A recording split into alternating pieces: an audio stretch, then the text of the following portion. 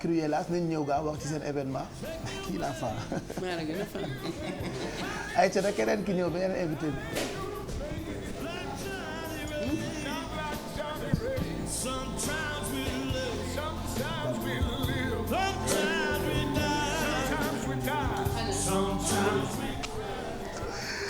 Marième Faye bonjour bienvenue ñu ngi lay nuyu. On te félicite d'abord ci li ngay def ci quartier général yow ak Kouthia mais gars yi xàmmee wuñ la woon quoi. waa gars Hillary Clinton. Tous les samedis dans QG. xanaa face à face yi dafa jeex yow ak Donald Trump. non face à face yi jeexagul parce que man dama war a jël victoire bi. xam nga donc bu ma jëlee victoire bi ñu jëndin tama yi daal di def fii tànnbéer bu mag bu boobaa lay jeex. léegi boo defee tànnbéer est-ce que di nga mën a diriger Amérique. ah oui bien sûr. parce que xam nga bu xumbee nit ñi kontaan seen xol neex donc dirigement bi sorry my French it's not so good but dirigement bi dafay gën a neex parce que nit ñi bu boobaa bu nit bu bëggee kontaan loo ko wax da koy mën a dégg n'est-ce pas voilà et ça c'est dans le QG tous les samedis voilà avec monsieur Kouthia Donald Trump Sénégal Hillary Clinton Sénégal voilà. léegi déguisement bi lu ko waral da ngay préparer Halloween. déguisement bi moom mooy Halloween au parc de Hann avec les nuages perdent leurs plumes. xam nga les nuages perdent leurs plumes. mooy lan. mooy xam nga benn xale moo toog en fait gis muy neige neige yi di wadd noonu mu daal di ne maman regarde les nuages perdent leurs plumes. J'ai trouvé ça très beau. En plus voilà c'est des paroles d'enfants et tout ça et aussi moi je le prends dans l'autre sens où ici on perd un peu tu vois notre spontanéité d'enfant, notre âme d'enfant, donc on perd des choses. Donc moi c'est aussi dans ce côté-là, de ce côté-là que je le prends. C'est qu'on perd un peu voilà notre âme d'enfant, on s'amuse. Le loisir ici, xam nga le loisir c'est important. Boo liggéeyee ba sonn et tout ça, que tu puisses voilà dellu nekk xale et puis surtout partager des moments forts avec nos enfants. Et ça on n'en a pas beaucoup. Xam nga et ça c'est important parce que c'est des images qui restent, c'est des souvenirs qui restent entre l'enfant et ses parents. Et donc ça c'est pour toute la vie. Xam nga boo demee parfois da ngay toog naan waay fàttaliku naa bi ma nekkee xale man ak sama yaay demoon nañu fii bu ñu duggee fii man par exemple quand je me souviens bu ma jour bi ma njëkkee dem cinéma sama yaay moom mu yóbbu woon cinéma parce que il paraît que moom dafa bëggoon cinéma ba man bi ma ëmbee les gens ils disaient yow di nga wasin ci biir cinéma bi. Donc du coup man c'est la première personne qui m'a amenée au cinéma. Donc quand je pense au cinéma même quand j'y vais parfois je pense à ma mère. Et puis c'était Tarzan, tu vois, c'était un film de Tarzan.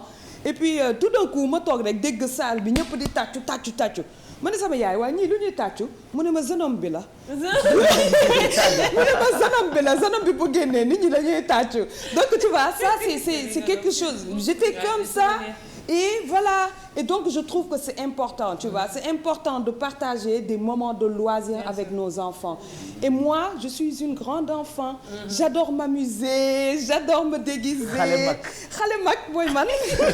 Alors donc da ngay organiser les 29 ak 30 octobre 10h ba 19h parc Hann Halloween nga tuddee ko les nuages perdent leurs plumes. wax ñu ci loolu ngay organiser pour xale yi. Alors les nuages perdent leurs plumes pour Halloween parce que nous en fait on fait beaucoup d'événements et dañuy jël ay thèmes. On a choisi le thème d'Halloween parce que c'est un thème qui est très facile aussi quelque part de travailler dessus quoi. Parce que tu as la décoration, tu as les costumes et en plus c'est un thème qui est très riche parce que toutes les activités qu'on va faire, ça va être autour d'Halloween. On va titiller un peu nos peurs quoi. Xam nga.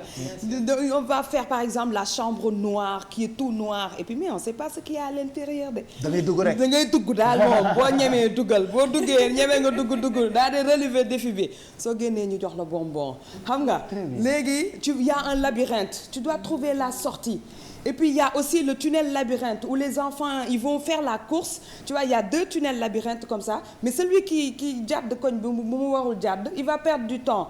Donc l'autre, il a trouvé la bonne voie tout de suite. Il va sortir et puis il va aller chercher le bonbon. On va faire des ateliers de création où on va créer plein d'objets autour d'Halloween, sur le thème d'Halloween, des trucs comme ça et tout. Même la présentation côté restauration, ça va être sur le thème d'Halloween. La décoration nag moom.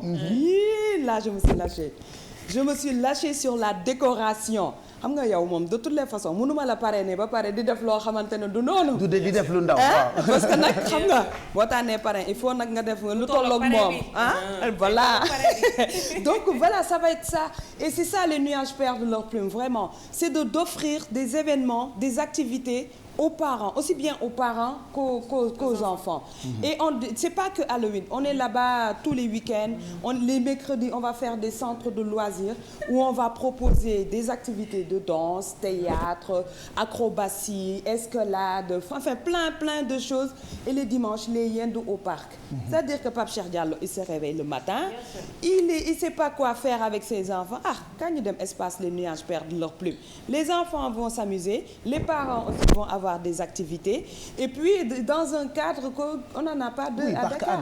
parce que ni xale yi dañ ko bëgg. Est-ce que en dehors de ça yeneen jours yi tamit xale yi dañuy mën di ñëw foofu noonu? Oui, bien sûr. Surtout les mercredis et les week-ends, on sera tout le temps là à partir de maintenant. Parce que le nouveau directeur, monsieur Ibrahima Ndiaye, nous m'a fait l'honneur de m'attribuer l'espace maintenant. Avant dama doon ñëw def samay événement sonn ba bëgg a dee daa dee wekkiwaat yóbbu et tout. Mu ne ma Marième, xam nga lan la li ngay def nii c'est bon pour le parc. Toogal et puis propose des activités autour de la famille et des enfants. Donc je suis super contente pour ça. Et des gens comme ça, c'est motivant parce que ils nous voient nous mener à courir dans tous les sens et puis ñu jàpp ci pour que la chose soit pérenne et que la population puisse en profiter.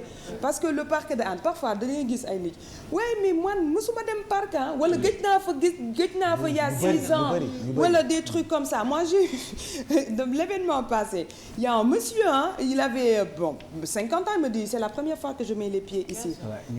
Ça m'a étonné. Dakar. Il me dit c'est la première fois que je mets les pieds au parc de Hann alors que c'est un site boo xam ne il y en a pas 2 à Dakar. C'est non. Alors l'événement, l'entrée c'est juste à 1000 francs. 1000 francs wow. Et puis les activités c'est à partir de 500. Parce que moi ce qui m'intéresse c'est qu'il y ait le maximum de personnes qui puissent en profiter.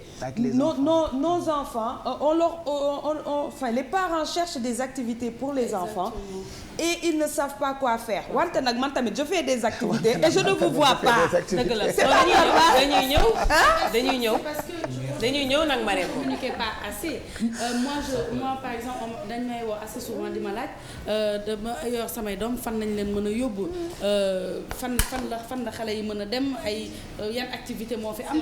Si c'est pas des environnements où vraiment je dirais entre guillemets c'est des naar wala des tubaab amuñu fii loo xamante ne xale yi ñun ñu ngi koy créer xale yi di ci mën a dem. dem foofu. C'est vraiment voilà, c'est vraiment là je rebondis sur ce truc parce que des trucs comme ça faits franchement par les gens d'ici, il y en a pas beaucoup. On se dise la vérité. Donc quand même quand on fait ñëw leen. dañuy ñëw. Non mais venez. Quand même. Venez. Mais man je fais des flyers, je fais des spots radio, je fais des affiches, je sors moi-même, je vais à la sortie des écoles, je distribue. Après on me dit j'étais pas au courant. Léegi nag yow moom ne dañ lay woo ku la woowati ne leen ñu ñëw parc. yow kay da nga may jox com bi ma géré ko. jeex loolu laay wër. donc entrée 1000 francs, GI à partir de 500. Oui. Samedi ak dimanche. Oui. Voilà le 29 ak le 30 octobre. Peut-être adresse ak numéro de téléphone pour ñi seetaan te bëgg teel a jëndal ay billets wala teel a réserver pour seen ay doom occasion la pour nga joxe. Alors il y a 2 numéros de téléphone. 78 198 30 06. Et puis il y a l'autre numéro 77 636 54 97. Et puis il y a la page Facebook.